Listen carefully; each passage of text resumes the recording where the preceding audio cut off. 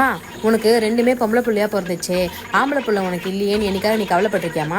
எனக்கு எந்த கவலையும் இல்லைம்மா. பொம்பளை பிள்ளைங்க தாம்மா எல்லா வீட்டு வேலையும் பண்ணி ஹெல்ப் பண்ணுங்க. கல்யாணம் ஆகி போயிட்டா கூட சாப்பிட்டியாமா தூங்குனியாமான்னு கேட்கும். ஒரு நாள் கூட ஃபோன் பண்ணாமல் இருக்கவே மாட்டாளுங்க. ஆம்பளை பிள்ளைங்களாம் வேஸ்ட்டு.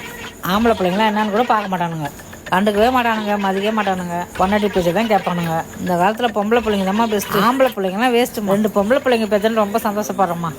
இருந்தாலும் ஒரு ஆம்பளை பிள்ளை இருந்தால் நல்லா இருந்திருக்கும். ஆம்பளை பிள்ளை தான் வயசான காலத்துலேயும் கூடவே இருப்போம். நீங்கள் கல்யாணம் ஆகி போயிருங்க, பொம்பளை பிள்ளை 10 நாள் தனியாக இருக்கிறோம் வயசான காலத்தில். ஆம்பளை பிள்ளை ஒரு ஆத்திர அவசரத்துக்கு கடைக்கு போடாமல் போயிட்டு ஹாஸ்பிட்டலுக்குலாம் கூப்பிட்டு போவோம். நீங்கள் கல்யாணம் ஆகிட்டு உங்கள் புருஷன் முன்னாடி போயிடுவீங்க, ஒரு ஆத்திர அவசரத்துக்கு ஃபோன் பண்ணாலும் வேலை இருக்குது சொல்லுவீங்க, புருஷனுக்கு சமைக்கணும்னு சொல்லிடுவீங்க. இதே ஆம்பளை பிள்ளையா இருந்தால் ஓடி வருவான். கொல்லி வைக்க கூட ஒரு ஆம்பளை பிள்ளை தான் நல்லா இருந்திருக்கும். 2வது பையனாக பிறக்குன்னு பார்த்தேன், பொண்ணா நீ வந்து பிறந்துட்ட. ஆம்பளை பிள்ளைங்களாம் வேஸ்ட்டுமா. ஆம்பளை பிள்ளைங்களாம் வேஸ்ட்டுமா. ஆம்பளை பிள்ளைங்களாம் வேஸ்ட்டுமா.